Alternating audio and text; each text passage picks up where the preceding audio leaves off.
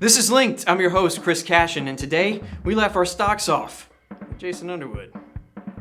Get it? Well,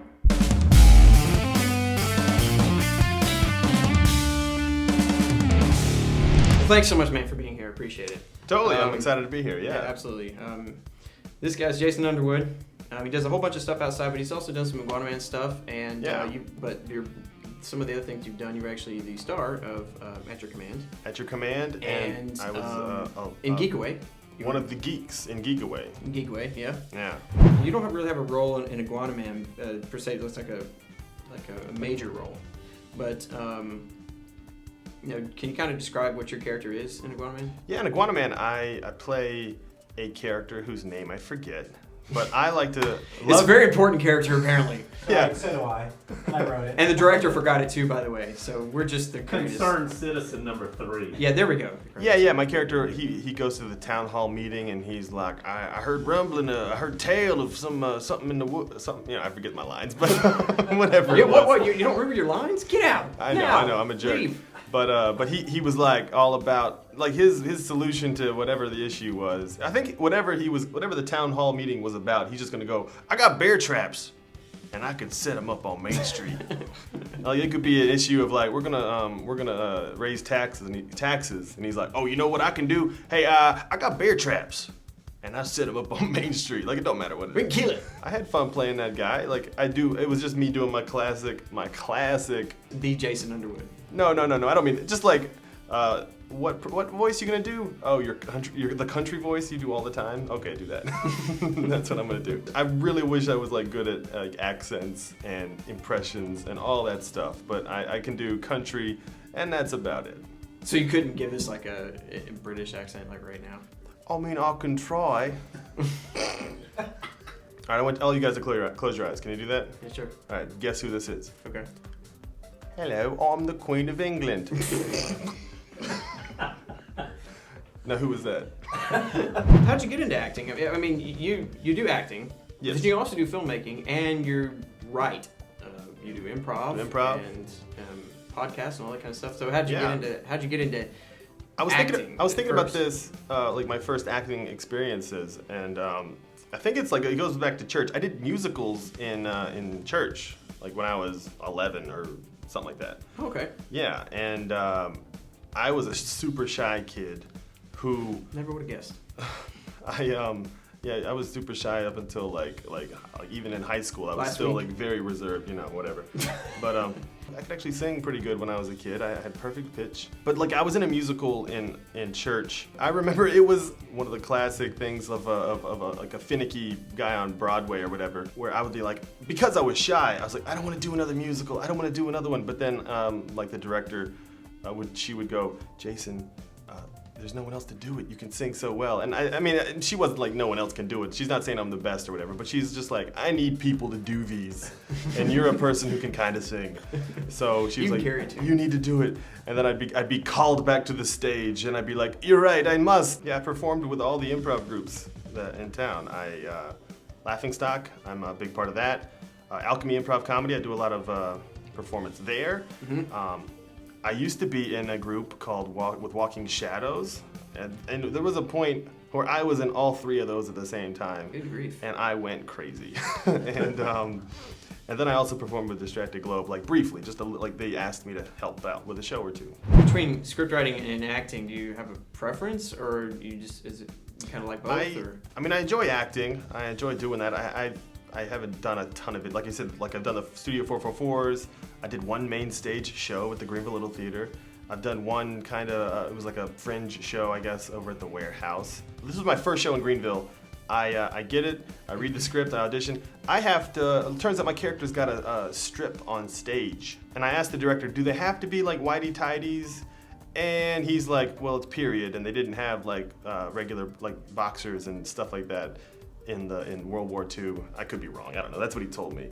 Stripped down in my whitey tighties, first show in Greenville. Yeah, it got rid of all my shyness, and it's like, oh, my next show, I gotta pretend to be a bug.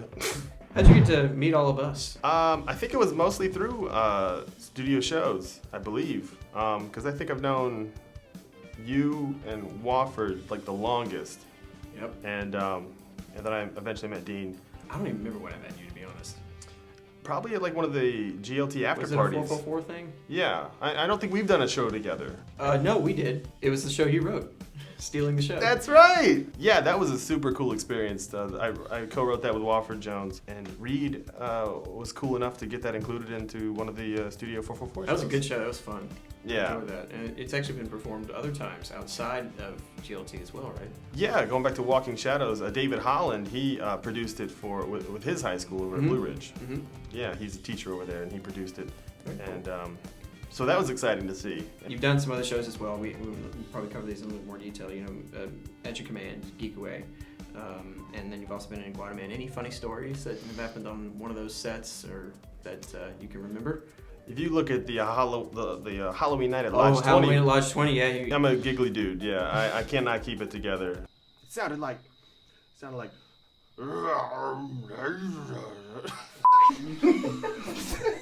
There's nothing unfunnier than a dude laughing at himself. Yeah, that was one of the most fun / I'm most proud of that. I'm really proud of that. Because, yeah, Wofford and I wrote it, directed it, edited it a lot. And... found some cool music for it and stuff. We didn't write it. We credit everybody. So what other stuff are you working on? Right now, I'm trying to finish writing this or rewriting this play. The Warehouse Theater for a while they asked different writers to come in and write 10-minute plays based on the Distracted Globe's summer season. And I was lucky enough to help out with some of those. And I wrote a play that you actually read for, or you read it. They did a stage reading of it. Oh yeah. So before the Distracted Globe's actual summer show, they would have different 10-minute plays before, and they would just do staged readings, which is still great. Mm-hmm. And so you helped out with one. It was like a pirate, not a pirate, but like an old-timey sea captain who crashes his ship. The concept is it's like he stole his dad's car and now he's trying to hide it, but he took his king's ship and now he's trying to hide that he crashed it. I'm trying to finish that right now. I'm still having fun doing Alchemy, doing a lot of shows with Alchemy every Friday and Saturday night at 7:30 and 9 o'clock at Coffee Underground. The most common show, Local Legends, where it's every Friday at 9. It's cool. It's kind of cool having a weekly comedy show. It's an exciting thing to be a part of. Is that stand-up or? Oh, that's improv. Oh, okay. And so that show, it's always, we have a special guest, the local legend. I don't mean air quotes because they are cool people. I don't mean to just belittle everybody that's done it.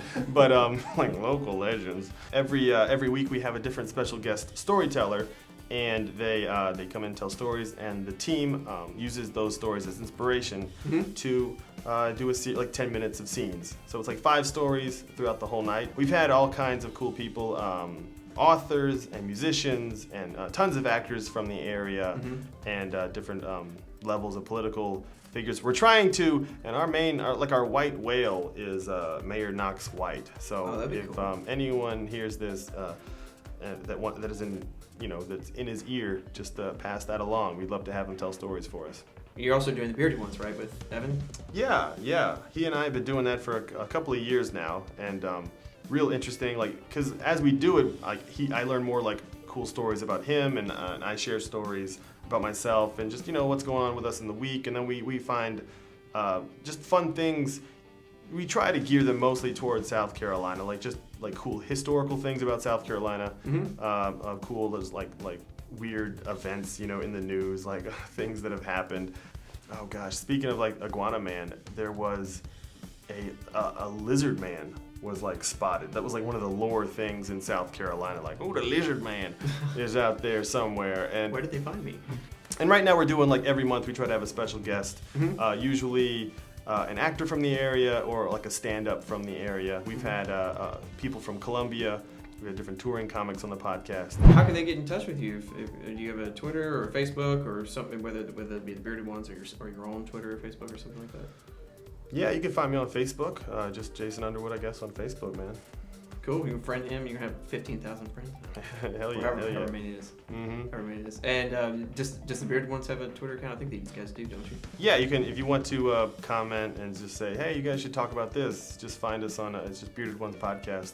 But our 100th episode is coming up real soon, and so we're trying to figure out all the something special to do for that. It might be a live podcast. A few other questions to ask you. These Cool. are more rapid fire type things. And All right, just for fun, test your improv skills a little bit here. I like it. What's the weirdest thing you bought at Goodwill? Halloween night at Lodge 20. I remember I bought a. I might have wanted to buy this anyway, but it was like a framed picture of a wolf. Favorite comedian? I love Bill Hicks. I love Norm Macdonald. Favorite movie? My favorite movie is The Apartment. Favorite actor? Brian McKnight. Favorite actress? Kathy Griffin. What kind of animal is Snuffleupagus? Oh, he's just a hairy elephant. So if it's called an earthquake on Earth, what's it called on Mars? It's a Mars quake. If Greeks don't understand something, what do they say? Those are damn hieroglyphics to me. Where do the people that are in hell, what do they tell other people to do? They say, you stay right there. Oh. Where does the toe tag go on a dead person that doesn't have any toes? Well, you got to go to the next outcropping. Well, thanks so much for being here. I Hey. appreciate it. Yeah, pleasure. And I got a feeling you're going to be in a lot of our other projects coming up in the future. You'll see this guy very soon as well.